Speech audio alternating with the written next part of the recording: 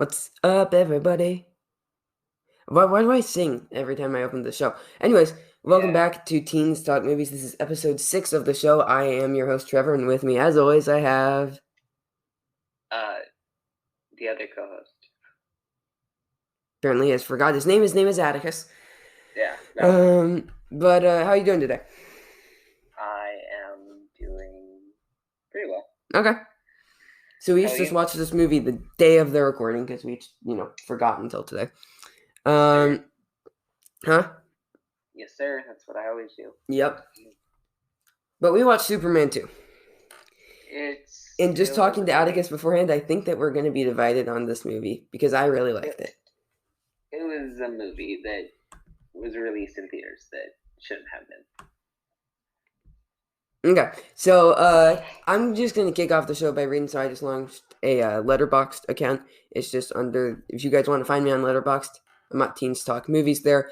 Put out reviews pretty much daily of movies that I have seen, or that I just watch. So here is my review of Superman 2. I gave it 4 stars out of 5. I debated between 4 stars and 3.5 stars. I ended up with 4 stars. Okay, and here's what I said. I came into Superman 2 with low expectations and was pleasantly surprised. I honestly believe it is better than the original Superman. I found the villains and their motives more interesting. Lois Lane actually had a character in this movie. I think it was shot better, and we saw Superman and Clark Kent, or Superman slash Clark Kent, actually have to make some difficult decisions rather than being able to do everything and having it be super easy for him. The movie where I think the movie suffers is its ending. It's very long and drawn out, and a lot of it doesn't really need to be there. But other than some weak dialogue and other parts of the film, I honestly think that it is a very well-made movie. Definitely exceeded my expectations and made me love the Christopher Reeve version of Superman more than the original film. If you haven't seen the movie, give it a shot, and if you have, it's definitely worth a rewatch. It might be better than you remember. So that's my Letterboxd. I take it you disagree with that? Except for the bad dialogue and drawn out scenes. Yeah. Yeah, no, but I feel like there's some poor dialogue and some drawn out scenes at the end. But I definitely like Lois a lot better in this. Oh, she annoyed me even more. Really? Oh my Because god. I didn't like her in the first movie. There, Okay, so there was one time. Okay, so you know when they're at Niagara Falls, right? yeah. So when she's calling out to Superman, her Mm-hmm. voice, like her pronunciation of Lost Lane, she says like, "It's me, Lost Lane, Lost Lane." So yeah, no, I It's so said this is such a weird weird. thing Got me so to annoyed. pick out. I don't like her voice, Yeah, but and she doesn't know what to do with her mouth. She's like, at least he actually had a character in this movie. huh? I said at least he actually had a character in this movie. Did she really though? I think that she did. Like, whether it was a good character or not, she actually had a character. Yeah. Okay. So, yeah. And I definitely enjoyed the villains of this movie better. It reminds me a lot of Man of Steel. Yes, I have only seen that once, and it was like when I was 12. So. All right. But do you want to yeah. grade off some facts? Time. Okay. Here we go. Okay. Hold on. There we go. Okay. It was released on June 19th, 1981, but on. Wait a minute. In Australia and Europe, it was released in late 1980, I believe. I was going to say, I was like, what the? Yeah. But yes, it was released on June 19th, 1981. In the U.S. And here are the top billed cast. Gene Hackman as Lex Luthor, Christopher Reeve as Superman / Clark Kent, Margot Kidder as Lois Lane, Ned Beatty as Otis. I was sad about him. Huh? I was sad. I was sad that he wasn't in the movie as much. Yeah, I mean, you have to focus on the new villains. He was my favorite character. Jack T. Cooper as Perry White, Sarah Douglas as Ursa. Wait a minute. Should I read all these or no? Just get through. So Sarah Douglas is Ursa, Margot Kidder is Lois Lane, Jack O'Halloran is Non, and that's about the main ones. Yeah. Okay. Because Miss Teschmacher wasn't in it that much, so yeah. No, not really. But yeah, that's those are facts besides Directed by Richard Lester, who took over from Richard Donner. I'll get into that later. I was like, where? I can't find it. Yes. Okay. It got a 6.8 out of 10 stars. On IMDb, it got an 87, I think, on Rotten Tomatoes. It did? Mm-hmm. Okay. Let's see what the box office is all about, Trevor. Oh, you want me to do the box office? Yes, sir. Okay. Thought you were going to go through Oscars. Did this get any Oscars? It didn't win any. It wasn't even nominated. Okay. So the box office of this film was 100. Best DVD collection nominee. Oh my god. Okay, so it made $190.4 million. Wow. Which translated into today is $592 million. So 592 million worldwide.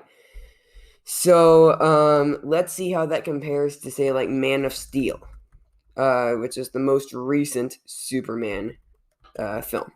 So Man of Steel made $668 million. Wow. So right around the same, just about 70 million less, adjusted for inflation. So let's take a look at a little behind the scenes on this movie. So so it was released in Australia and Europe on December 4th, 1980, and then in other countries throughout 1981, which is interesting to do that. So in 1977, they decided to shoot both Superman and Superman 2 at the same time. So Richard Donner was doing both of them, but then they decided to stop working on the sequel in October 1978 because the budget was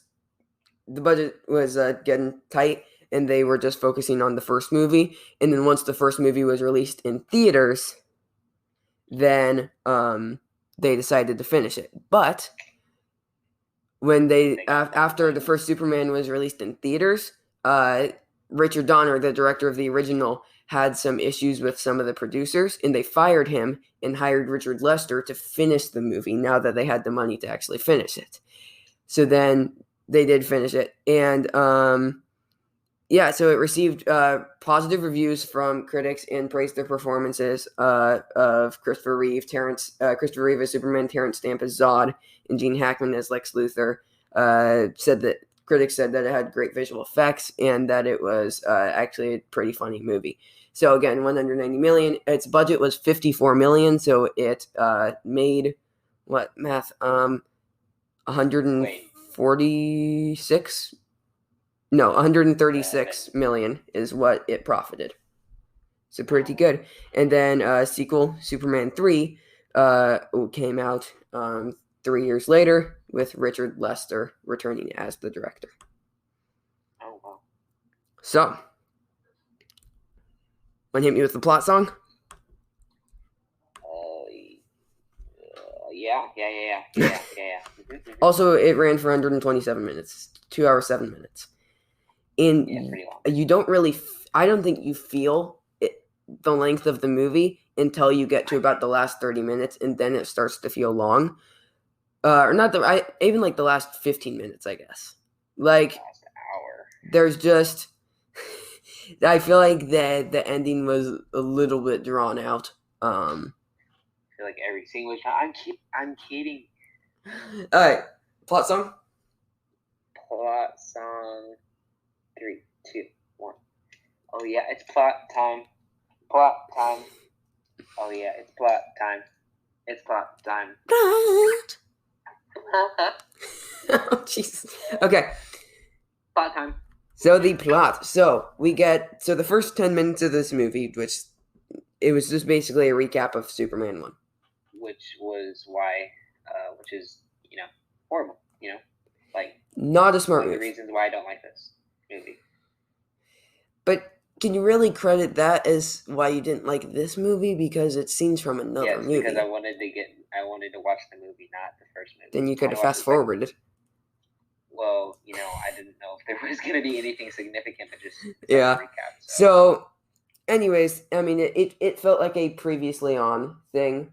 But one thing is, this was the third superhero movie ever released in theaters. There was this 1966 Batman, so then this is a sequel to Superman. And you can't assume, like, now, I guess, like, now everybody knows when a superhero movie comes out, like, because they're the biggest movies. It's superhero films is the biggest market in cinema. Yeah.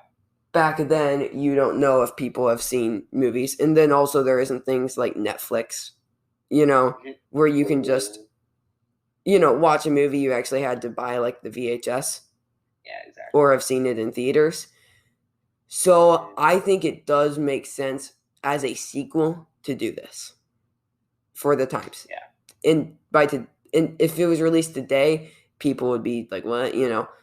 But I feel like being released in 1980, where superhero movies weren't like massive. Like everybody knew Superman, but I don't know. You don't know if people have seen the first one. So yeah.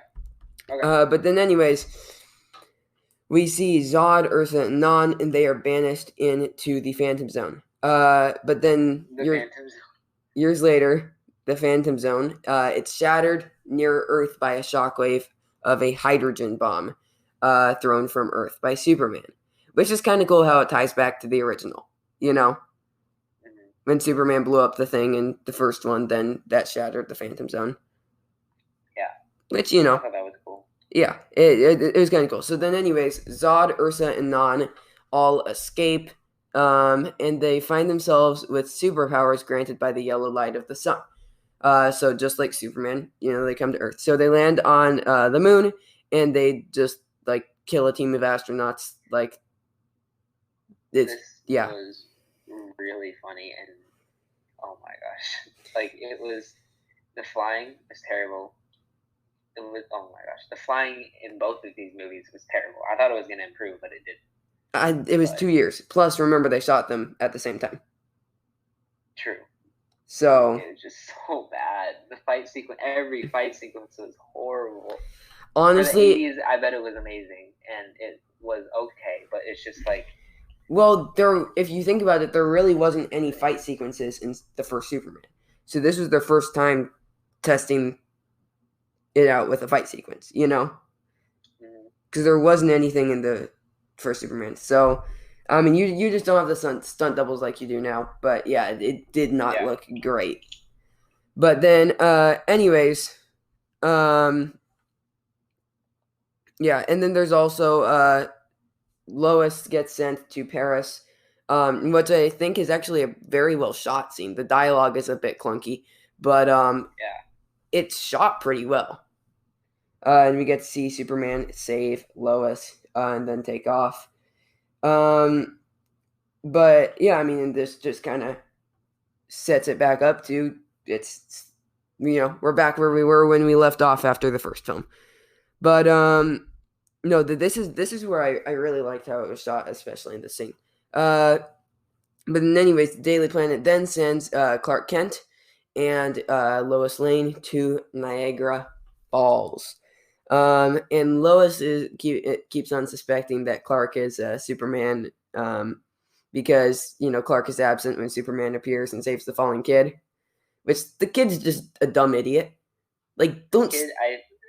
okay, it's kind of the mom's fault because she wasn't even paying attention to the kid. Like, that's true. And then once she caught him, she started beating him with her purse. No, yeah. Which I was like, what the? That's okay. I didn't catch that, but yeah, it's following the themes of child abuse, like in the first movie with the cat. Exactly. Don't tell lies. But yeah. So then, anyways, they have to disguise as newlyweds, and there's a kissing contest in the hotel, and who hosts a kissing contest? Clark's like, yo, I think we're free. You want to go down? I got nothing else to do. I mean, Clark's really trying. But anyways, there, and then that entire room though is just like, ew. So then, anyways, that night, Clark, like a dumb idiot, trips over a rug and sticks his hand in a fireplace to catch himself. Like that's such a smart thing to do. Yeah. So, but then anyways, Lois... I'm falling. I'm gonna land in the fire. I Yeah. definitely put my hand in the fire. And then Lois discovers that his hand isn't burned. And then Clark admits that he's Superman. This is after Lois decided to jump into the Niagara Falls to try and get him to turn into Superman. And I guess Clark was just willing to let her die. Yeah. Like, well, I think he was just like, I can't show her. Like, he was really committed to not showing. Yeah, exactly. So, like... But it was a kind of cool scene of him, you know.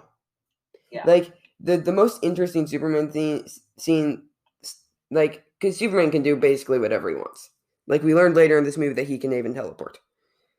Like, he has... And multiply. Yeah, like, he has... duplicates of himself. Yeah, kind of like Loki. No, he can literally do what... He has every single superpower. But where you really get Clark is when you put him in mental predicaments, which is where I really think this movie excelled. Because in the first Superman movie, it's just kind of like, you know, Superman can do everything. He's awesome. But in this, like, later in the film, Zod is like, his one weakness is that he can't help but save people, you know? So, like, that's where you get the best Superman writing. It's, you know, if there's two calls in two different directions, who do you save? Mm-hmm. You know? And I feel like this movie did a lot better of getting that best side of Superman storytelling than the first film. Yeah. So... I'll give that to you. Yeah. So then anyways, Clark admits he's Superman, which, you know, you could have just said that, like... He's like, oh, I take glasses off. I am Superman now. Okay. So then anyways, he takes her to the Fortress of Solitude in the Arctic. What were you going to say? Like, Lois Lane has to, you know, be super, super smart, you know, in those standards to, you know, figure out that it was Clark. Everybody else is dumb because literally he takes off his glasses. I recognize you. You look like Superman. I mean, well, he'd already told her by that point. You know?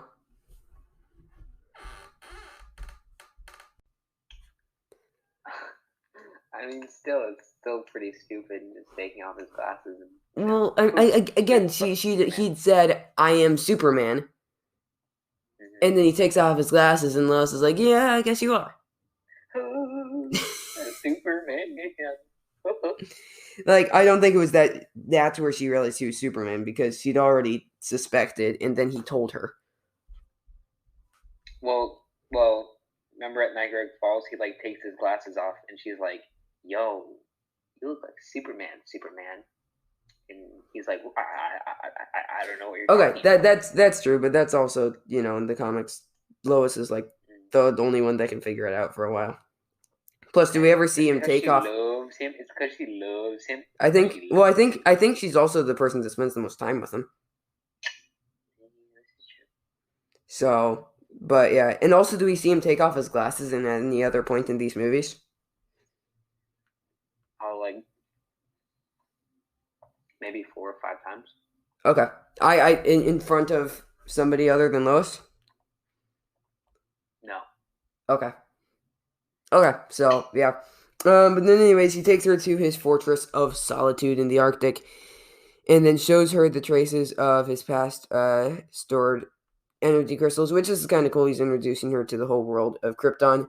And then Superman's like, "Lois, I love you. Let's get married. I want to spend the rest of my life with you." And then he confers with... This part is where the movie didn't make sense. From here on out, I was like, what is happening? Well, maybe my wonderful notes and plot reading will help explain it for you. Okay, I shall listen. Okay. So he starts conferring with the AI of his mother, Laura. And basically, to protect Lois, like, he has to give up the powers of being Superman, so that way, because if he is... So again, this didn't make a lot of sense to me, like, why he had to do that. It was just kind of, this is why, you have to do this, and this is why. My thought is that it would draw too much attention to Lois, I guess. Like, it would harm Lois, which does actually come true when he's Superman.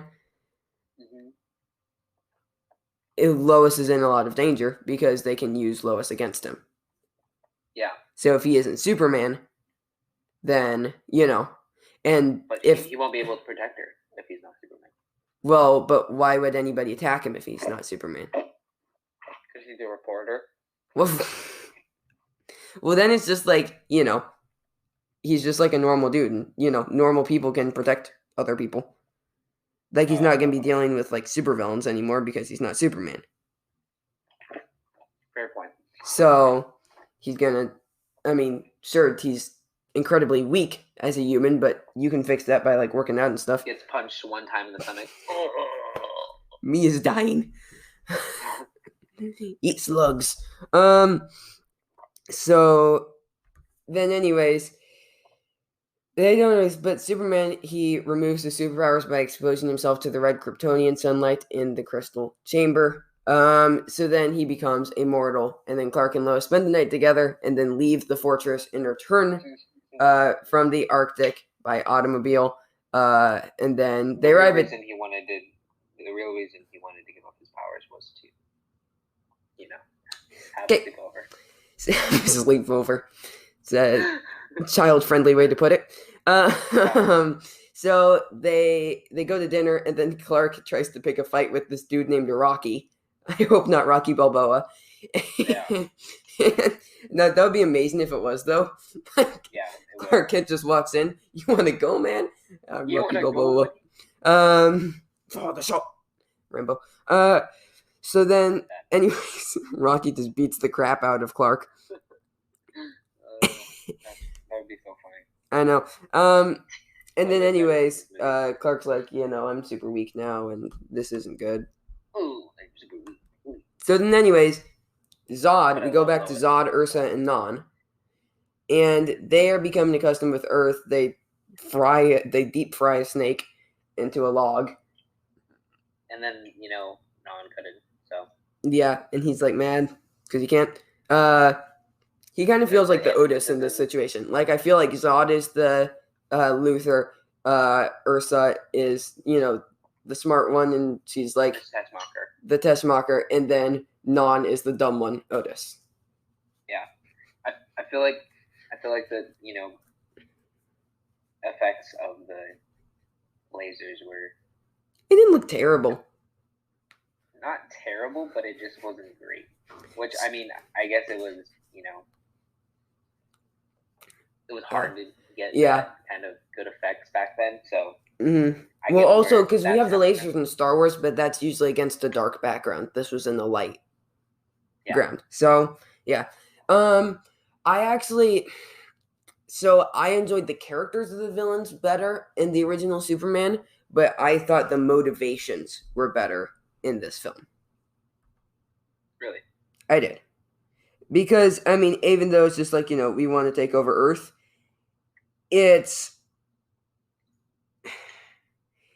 it makes sense for Zod, because in the first film, when you see on Krypton, he wants to take over Krypton. Mm-hmm. He's that Hitler type of person that just wants to take over things. Yeah, definitely. So, I don't know. I felt this was better than I'm going to buy Nevada and then blow up California, so that way Nevada is like the new beachfront. I don't know. I felt like this is just slightly better. So then anyways, after like blowing up a town and stuff, they go to the White House and go like, President, kneel before me. And give me President's like, yo, I ain't gonna do that. So, what's really funny though here? He's like, I'm gonna give you the world because that's what I control. Oh wait, I'm just the president. I know, he gives, as I was gonna say, he gives Zod the entire planet, even though he's just the president of the US. Exactly. Like I just picture England like, wait, we didn't do this. We didn't sign up. Yeah, we do not condone this course of action. You need to say it in a British accent. I do not. No, that's right. I don't know how to do I. Here, let me do a Hamilton song like you'll be back. Like I do not condone this course of action. It's like a type of singing voice. This course of action. I will not condone in that course of action that will lead us to war. To war. Padme Amidala. So anyways, the president just gives Zod the entire planet because that's what he can do. And then the president's like, Superman, save me! It seems like one of those hostage videos where they like the hostage like makes a video and then tries to call for help. And then anyways, Zod's like, you're a weak. Zod. and then Zod's like, you're a weak leader if you bow before a new leader just like that. And the president's just like, well, Well, you kind of asked me to. you told me to, and you can like shoot lasers from your eyes and kill me in an instant. So and in a scene that was cut, Zod answers with, "Oh right, I forgot I did that." I thought you were actually going to talk about the deleted scene, but no. I thought you were actually going to bring something to this podcast. No, I'm just kidding. So then, anyways, Zod's like, Superman, come kneel before me, because like. I guess Superman's now the last line of defense of Earth. Yeah. So then anyways, Clark and Lois learn about Zod's request and realizing that, humans can't really fight Zod because he's Zod. And so Clark tries to regain his powers. So, on that... This is weird. You don't get to know why. Yeah, because it was supposed to be irreversible. But, so this part didn't make a whole ton of sense. This is why, this movie needed to explain a few more things. That's fair, but it was already 2 hours and 7 minutes. So there's just cut the whole ending and just ended. So there's a version of this movie dropping Lois off at her terrace or whatever. There's a version of this movie that was released in 2006. Called the Richard Donner cut. Yeah, I was about to say Richard Donner cut. So, which he was the original director. So I wonder if the Richard Donner cut would explain more of that. Yeah, I hope so. So maybe we'll watch the Richard Donner cut sometime soon, or we can just do it on our own time. But anyways, on the cliffhanger I would not do that. On the cliffhanger of how does Superman get back his own powers, we're gonna go to a quick commercial break. So we'll see you guys back in a couple minutes. Till then, hasta luego vista, man. Yeah. Oh, wow. Oh, wow. Yeah, I'm wonderful with words. That's why I host a podcast. See you guys in a minute. Goodbye. Okay, guys. Trevor here from Teen Stock Movies. I'm interrupting the show, okay? But it's important because I got to tell you about Anchor. So if you haven't heard about Anchor, it's the easiest way to make a podcast. It's how I do it, and I like easy. First of all, it's free. I also like free. There's creation tools that will allow you to record and edit your podcast right from your phone or your computer. And Anchor will distribute your podcast for you so it can be heard on Spotify, Apple Podcasts, and a whole ton of other ones. Which is also good because it's easy. You can make money from your podcast with no minimum listenership. That's why I'm recording this ad, because I like money and I hope you do too. It's everything you need to make a podcast in one place. So go ahead and download the free Anchor app or go to anchor.fm to get started today. Okay, let's go back to the show. You're probably done hearing from me. Okay, bye. Okay, back to the plot. So, Lex Luthor, he gets out of prison with Teschmacher's help in a cool scene where there's a projection of Lex and Otis playing chess. And they think that they're there, but then they've actually escaped, which that's kind of fun. And then Otis being Otis is just great. But then Otis is too fat, and he can't get on the hot air balloon, so they leave him behind. And so then... Fat shaming is wrong. Yeah, it wasn't fat shaming, I was just stating the truth. So then... No, I meant Lex Luthor. Oh, okay. So then, anyways, Luthor and Teschmacher, they go to the Fortress of Solitude before Superman and Lois arrive. And Luthor learns of Superman's connection to Jor-El and General Zod and about the whole battle between them on Krypton and Superman's involvement in it. So he learns about the Phantom Zone, and he manages to find Zod at the White House because he's all over the news now after he blew up that city, and then now after the president's message from the White House.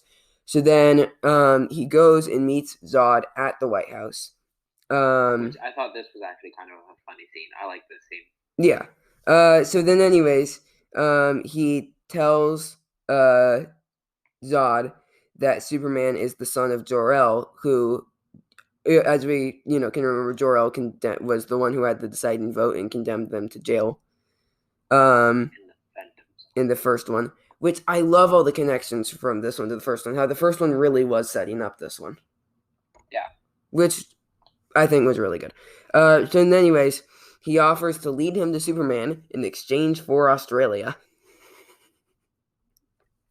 Australia's on fire, buddy. I forgot to tell you that. Jesus, don't have to be insensitive. So then the three Kryptonians, they go with Luthor to the offices of the Daily Planet because Luthor knows that Superman works there. So then Superman, the smartest person in the world. I mean, he is, though. Yeah. So then Superman arrives after having found the green crystal that restores his powers. So that's how he found the green crystal again that restored his powers. Snorted it. Okay. Crashed it. I'm just trying to explain to you since you couldn't understand the first time. So then not that I couldn't understand, it's just that it didn't make any sense. Okay. So then Zod realizes that Superman cares about the humans and takes advantage of this by threatening bystanders. So Superman realizes that the only way to stop Zod and the others is to lure them to the Fortress of Solitude because he's going to try and take away their powers. Wait, you gathered that from the movie? Huh? Did you gather that from the movie or did you read it? I got that from the movie. I did not. They did not explain. I just thought they were going there because that's where Lex Luthor told them that Superman was going to be.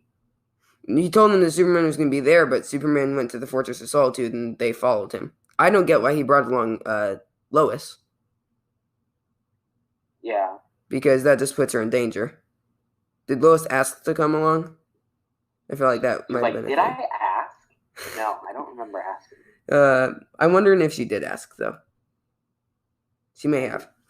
But then anyways, so I lost my spot, sorry. So then Superman, when they arrive, Zod declares that Luthor has outlived his usefulness and plans to kill both him and Superman. Get right. So, yes. So then, okay, so how Lois and Luthor both got there is that Zod kidnapped them. So, I missed that the first time around. So, yes. So, that's how Lois and Luthor were there. So, then anyways, Luthor, he tries to get back in Zod's favor so he doesn't die. So, then reveals the Chamber's usefulness and plans to kill both him and Superman. So about the Chamber being able to take away the powers, which again he got from the videos when he researched the Fortress of Solitude the first time. See, I feel like this movie actually pieces together a plot pretty well. Yeah. I like the plot of this one better, actually, of the first one. So, okay. So then, and I feel like that's where I enjoy this movie more because the plot is just more enjoyable to watch. And even if it takes, a second viewing to understand some of the small parts of it, I mean, I feel like movies are art, and I feel like movies should challenge you. Like, everything shouldn't just come easy to, the first time you see a movie, because that probably means that it lacks creativity. So, creativity to see the movie. So that I guess that's why I enjoy this movie more. So then, anyways, Zod forces Superman into the chamber and activates it, but Superman before They weren't talking. They weren't talking silently, so I thought that Zod was coming over there to yeah wouldn't you think that they heard them so that they would they would stop them? yeah I don't know. But anyways, I guess before this, Superman changed out the chamber so that way he was safe inside the chamber, and then it got rid of the powers of everybody else. So then they take them all out, and then Superman like multiplies himself to protect Lois, and then they throw them all down into the ravine. Which I mean it's kind of cool, about Superman's plan. It was a creative way to beat them other than just like punch in fight. Yeah. Like I appreciated that they took the time to have Superman actually solve it with his mind rather than with his fists. That was a good part. Yeah. So then, anyway, Superman flies back to the U.S., returning Luthor to prison, and Lois, Mr. Luthor, and Lois back to her home.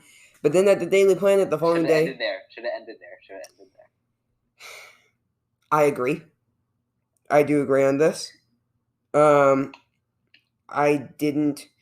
ending wasn't great, but Lois is upset about knowing the secret and not being able to open up about her true feelings. So then anyways, he kisses her, and then while he's kissing her, he uses his powers to wipe her mind. Yeah, I thought you were going to say he uses his tongue to erase her. Oh my god. But no, he uses his powers to wipe her mind of the knowledge of the past days, which I think I didn't like this ending, but it makes sense. You're just too busy laughing, aren't you? So, yeah. But then also after that, Clark goes to the diner and gets revenge on Rocky and pretty much humiliates him, which is a fun scene. This is funny. And then Superman restores the damage. By golly, peculiar. I didn't know trash could eat trash. Okay. So then Superman restores the damage done by Zod and replaces the U.S. flag back atop the White House, and tells the president never to give away the Earth again. No, he tells him that he won't ever abandon his duties again. Also, probably should have told him not to just, willingly give away the Earth, even though you're just the president of the U.S. So no, this ending was drawn out. I mean, it kind of felt like Return of the King. There was 10 different endings. So I agree that it should have just left when he dropped Lois off at home. And I didn't like this ending that much. Me neither. But I feel like the plot of the movie beforehand was good enough. Because, I mean, I try and judge this off of, if I was the age I am right now and saw this in 1980. Yeah. I bet I would have loved it. Agreed. And I feel like some of the biggest issues I have are some of the visual effects and some of the dialogue. But, I mean, it's definitely, I feel like using the same plot, if this movie was made now, I feel like we would have had a lot less complaints. Oh, yeah, for sure. So we wouldn't be critics and we wouldn't have a podcast to critique stuff on. So I feel like, I know, I'm judging it off of that. I'm not judging the age of the movie too harshly. So it aged. I'm kidding. The movie didn't age well. No, it didn't age well. But as far as the plot of the film, I think that it was actually pretty solid. So I think though that we should get into our Oscars. Are you ready? Yeah. Oscar song, go. Oh no, I'm not ready. Ugh. Need to sit up. Okay, Trevor. Yeah. As always, I do the playing, you do the singing. Yeah. Ready? 3, 2, 1, go. Best actor. Best actress. Best director. Which one's going to be? Best picture. One more. Who's it gonna be? Okay, so who is it gonna be? I am the crab under the sea. Okay, So Under the sea. I am the Under crab. the sea. I am the crab. I am the crab, and I am the crab, and I am the crab. Okay, so we're going to start with best original score. So the score is done by Ken Thorne with the theme by John Williams. Is it better than the Batman 66? I say yes. I mean, The score was better than yes, it's Batman better. 66. So next up is John Williams' Superman the movie. I place it below that. Yeah. Okay, so John Williams and Ken Thorne's theme places at number 5 out of 6 on this list. Because, I mean, I feel like the score didn't improve on anything that the original movie didn't do. Okay. So, number 6 is Neil Hefti's Batman 66. Number 5 is Ken Thorne and John Williams, Superman the movie. 4 is Superman 2. Number 4 is John Williams for Superman the movie. Number 3 is Jerry Goldsmith's Star Trek the Motion Picture. Number 2 is John Williams for Empire Strikes Back. Number 1, John Williams. I can't say his name. John Williams for A New Hope. So now we go to Screenplay. So it was written by Mario Puzo. Mario Puzo. Sounds Italian. So I feel like this screenplay was better than the Batman 66. Mario. Would you agree that the screenplay is better than Batman 66? Yes, I agree. I think that it's better than Star Trek the Motion Picture because I feel like Star Trek had the same dialogue clunkiness, and this actually had a decently written plot. I do not agree with that. Okay. So you think that the screenplay is worse than Star Trek? Yes. Okay, why? And then I'll explain my reasoning. I felt like Star Trek, I think it's okay, let me choose my words wisely. I feel like Star Trek, I felt like it did a little bit of a better job in storytelling. Even though it got a little boring, I felt like it did a little bit better in storytelling with the whole, Spock and, Captain Kirk meeting for the first time. I loved that. And just the whole, wait, what was the alien race? The Klingons or the Borg or no. What was the stuff that was shooting at people? The cloud. The Klingon. No, that wasn't the Klingon. That was no, the cloud, like the stuff that they find that's like I don't know. A child. Oh, V'ger? Yeah, V'ger. I felt like that was a really good twist. It was. I feel like it ended better. It ended better than it had a better ending. I agree with that. The reason I place Superman 2 higher than this is I feel like it had an overall better plot. I feel like Star Trek was way too stretched out. I felt like they wrote it as a 30-minute episode and then the rest of it was just filler. So that 30 minutes was really good, and then the rest of it was just garbage, where I feel like Superman 2 is more leveled and is a lot better paced throughout the movie. I feel like the screenplay does a better job pacing itself and keeping it as like an even film. Mm-hmm. So I don't know. Do you want to do a coin flip to determine where it is? Sure. Okay. I probably shouldn't do me because I would, No, I'm just gonna do like a yes or no wheel or something. We'll put yes on it is better, no on it is worse. Okay.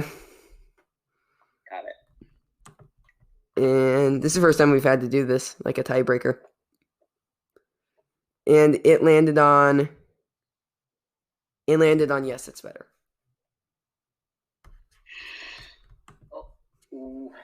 Okay. And then because of that, if we disagree on another thing, I'll give it to you, since I got this one. So, because I definitely think it's worse than Superman the movie. So, okay. So that means number 6, Lorenzo Semple's Batman 66. 5, Harold Livingston's Star Trek The Motion Picture. 4, Mario Puzo for Superman 2. Number 3, Mario Puzo for Superman the Movie. 2, George Lucas for for Star Wars New Hope. And 1, Leigh Brackett and Lawrence Kasdan for The Empire Strikes Back. Now we go to Best Supporting Actress. Best supporting actress. Which I think... So Margot Kidder is a lead. I think this is Sarah Douglas as Ursa. Yes. Because I think that it's better as Valerie Perrine as Eve Teschmacher and Susanna York as Laura, Superman's mom.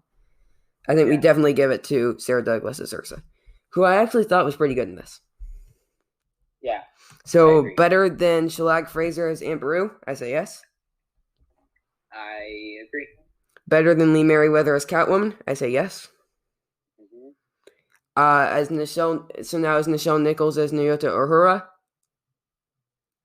Your pick on this one. You're going no? Yeah. Okay. I can agree with that. So we got Sarah Douglas as Ursa. Let me type this in. Sarah Douglas as Ursa is now at the number 3 spot. So that means that 5 is Shelag Fraser as Aunt Beru. 4, Lee Merriweather as Catwoman in Batman 66. 3, Sarah Douglas as Ursa, Superman 2. Number 2 is Nichelle Nichols as Nyota Uhura in Star Trek The Motion Picture. Number 1 still is Valerie Perrine as Miss Teschmacher. Now we got Best Supporting Actor. Best Supporting Actor. Who's it gonna be? Okay. So I think Gene Hackman and Christopher Reeve are leads, as well as Jack O'Halloran. I was gonna see Gene Hackman. Okay. Yeah, I guess there isn't really anybody else that could be supporting. Yeah. Okay, so we'll place Gene Hackman under supporting, because last time we put him under lead, but he definitely had a lot smaller of a role. So, was he better than Alan Napier as Alfred Pennyworth? I say yes. Gene Hackman? Yes. Oh, yeah.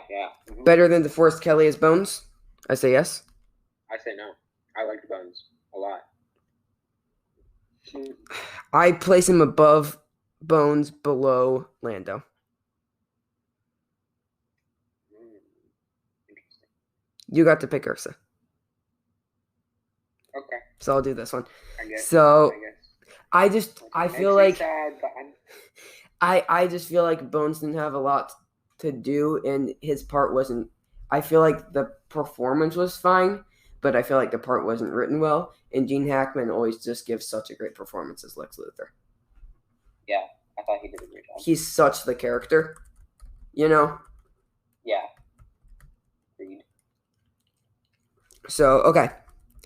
So now the list for Best Supporting Actor. 6 is Alan Napier as Alfred Pennyworth. 5, DeForest Kelley as Bones. 4, Gene Hackman as Lex Luthor. 3, Billy D. Williams as Lando. 2, Ned Beatty as Otis. I almost said Otis as Ned Beatty. Number 1, Alec Guinness as Obi-Wan Kenobi, or Obi-Wan McGregor, if you will. Now we got to Best Actress, which I think Margot Kidder is the only lead. So here's what I'm going to do. So first one is Persis Kambata as Aaliyah. I put Margot Kidder below. Oh, yeah. Okay. I put Margot Kidder in this movie in dead last place. Yeah, me too. Okay, so I definitely agree with that. So glad we can finally agree. Yep. So the new list for Best Actress. No politician will ever say. 5, Margot Kidder as Lois Lane in Superman 2. 4, Persis Kambata as Aaliyah in Star Trek The Motion Picture.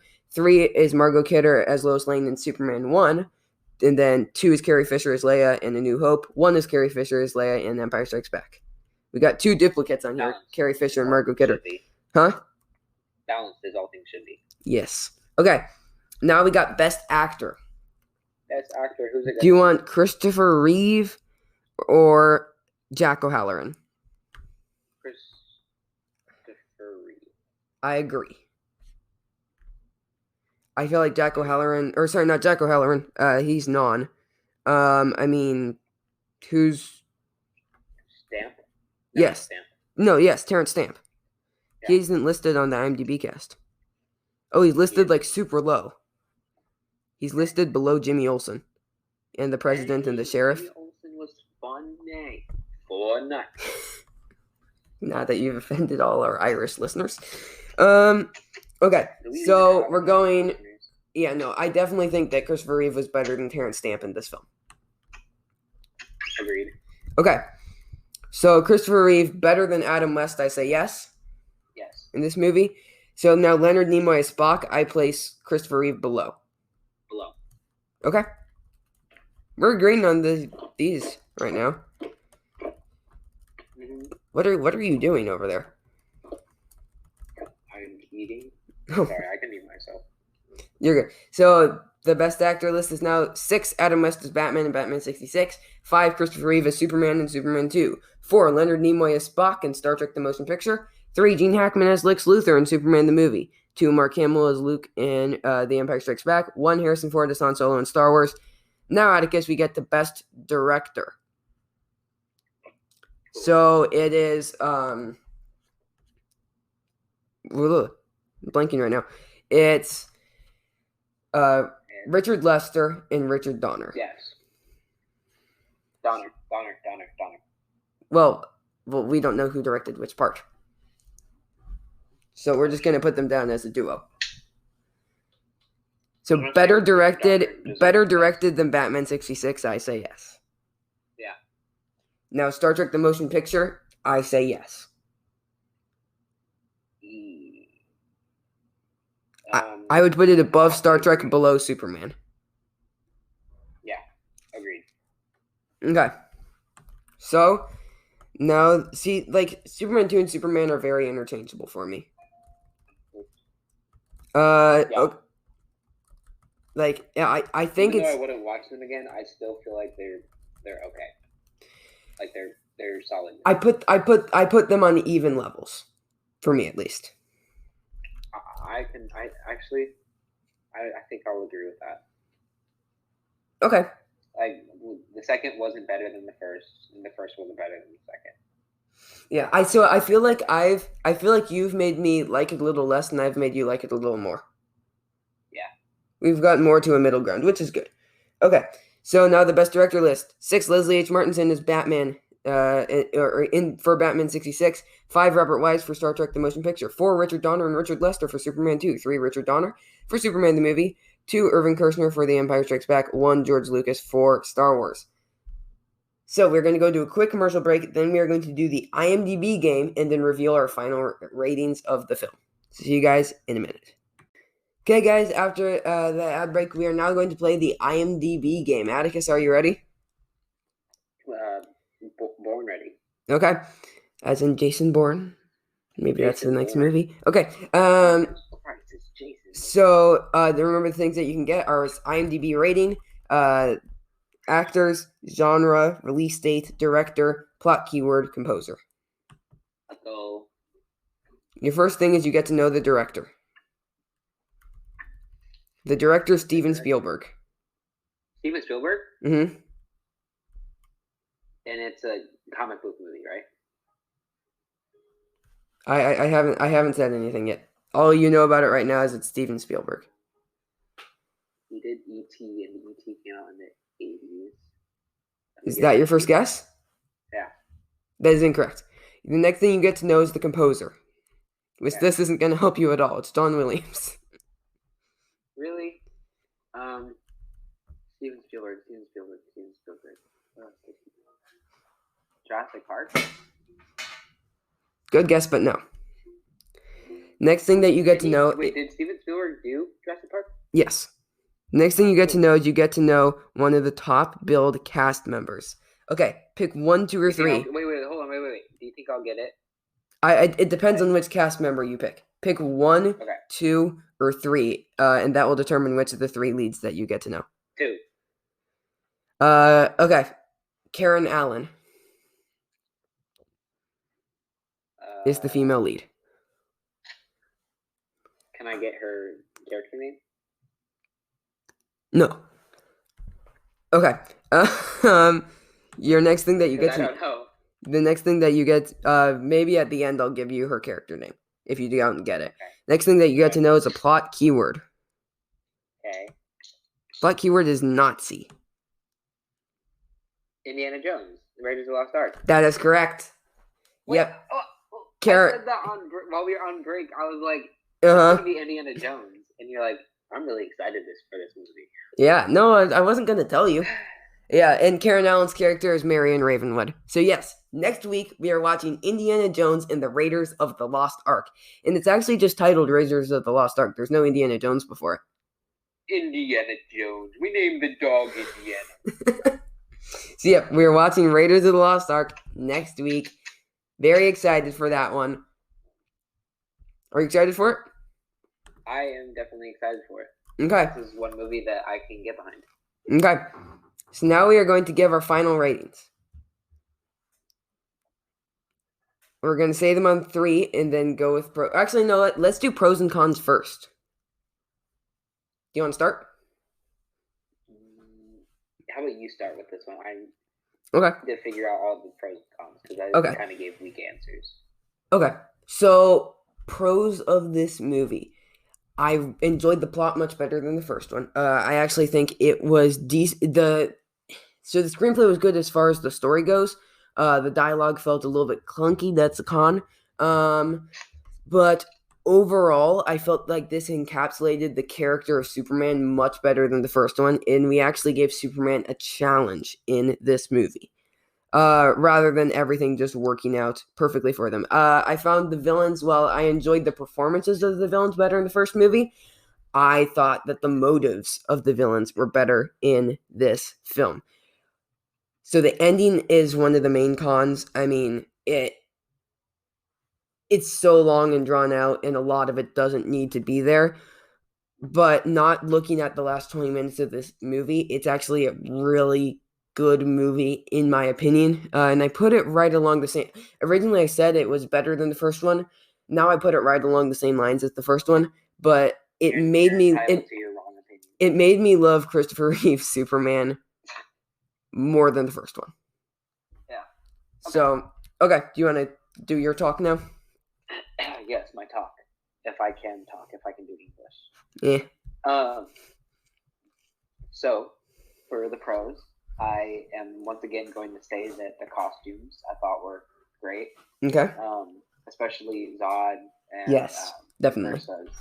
And I loved theirs. Let's see, another pro. I felt like Gene Hackman played more into the comedy role, and I kind of liked that a lot. I agree. It made me like him a lot more. Because I just felt like he was just... He tried to fill an Otis-sized hole. Yeah. And I felt like it was filled, not perfectly, but it was filled. Yes. Let's see. I'll give one more pro and then I'll go into the cons. I felt like the flow of this movie, it had more of a direction than the first one. Because the first one was just like, oh, I definitely agree. Earthquake. And then, the first one just kind of felt patched together, especially during the middle. That's actually a really good point. Okay, now I'm going to get into the cons. I loved the directing. Well, here's the thing. I liked the directing a little bit better in the first one, even though Richard Donner does work on this one for a little bit. Right? Yes. Yeah. So, I mean, I don't think that's a fair con. I think it's just more of... I mean, also when you have true directors, there are going to be two different styles. Yeah. So... And maybe Richard Donner worked on the first half and Richard Lester worked on the second half. Crap, I totally skipped the scene that I hated. What? Oh my gosh. The scene where Zod and Ursa and Non are all in the street and they're like blowing wind. And that was kind of weird. That was the worst scene in history. Oh my gosh, it was so weird. The one part I loved was... They could have done it much better. The roller skate guy. Oh, yes. Yeah. Oh my gosh. He was so hilarious. It was... And then there was the one guy in the phone booth. He was on the phone. He was still talking, even though the phone disconnected. And it was like a bigger shot of him on the ground still talking. And then people were like blowing past him. And I was just like, what the heck is going on? This is where my brain turned off. I was just like, okay, there's what, like 30 more minutes in this movie? Okay, brain off. Yeah. So, Oh my gosh, I can't believe we almost missed that. I hated that scene so much. Do you want to do ratings, or do you have more? Yeah. Okay. Yeah, we can do ratings. Okay, let's do ratings in 3, 2, 1, 7.5. 5. Okay, so you're going with the 5? Yeah, it was gonna be a 4, but I think you kind of convinced me to raise it up a point. Okay, yeah, I go 7.5 again. I think that was my rating of the first film. I put it right around the same. I think mine was a little higher. Maybe I went a little bit lower then. I don't know. I still think I like this movie slightly better than the first film. It's close, but I put it slightly better. Yeah. So, but yeah, okay. So, do you want to know what the official Teen Stuck Movies rating is? Yes, I do. A 6.3. Yay! I think that's fair. That's what it got on IMDb. No, I got a 6.8. Oh, I got a 6.3. Huh. Interesting. No, on IMDb it got 6.8, right? I mean. And then here, and then we gave it a 6.3. But anyways, do you want to hear the 6 movies now? The 6 movies from worst to best on our list. Number 6 is Batman 66 with a 4.7. Number 5 is Star Trek The Motion Picture with a 6.0. Number 4 is Superman 2 with a 6.3. Number 3 is Superman the Movie with a 7.3. Number 2 is Star Wars The Empire Strikes Back, 8.7. Number 1 is Star Wars New Hope, 9.1. So, are you happy with Superman 2 at the number 4 spot? Yeah. I'm fine with it there. Better than Star Trek, worse than Superman. So... Worse than Star Trek. Better. Whoa, buddy. Whoa there, buddy. But no, I mean, I feel like this is good for our combined views of the movie. Being slightly better than Star Trek, but definitely below Superman. Yeah. So, anyways, next week we watch Raiders of the Lost Ark. I definitely think that's gonna be take Superman the Movie spot of the top 3 and join the first 2 Star Wars movies. Yes, sir. But will Raiders of the Lost Ark take the number 1? Will it be number 2, number 3? Gotta find out next week. Guys, you can check us out on Patreon at patreon.com/teenstockmovies. You can also go to our YouTube channel at youtube.com/teenstockmovies. You can find me on Letterboxd, where I do pretty much daily reviews. At my username is, guess what? Teenstockmovies. So I'd appreciate if you went over to the Letterboxd and checked me out. Atticus, are you doing anything with the Instagram page? I have not posted anything except for a link to our episodes. I just need to post the episodes. Okay, well, have you put up any of them? No, I just have a link of them in our bio. So if you want to go check out our Instagram, the link is in the bio. You can go. Put a post to the YouTube videos. I will. Okay. But yeah, so we will be watching Raiders of the Lost Ark for next week. Let people know about the show. And yeah, Atticus, anything you want to close us out with? Stay safe. Always stay safe. Always stay safe. So we will see you guys next week with Raiders of the Lost Ark. Until then, goodbye, and as Atticus said, stay safe.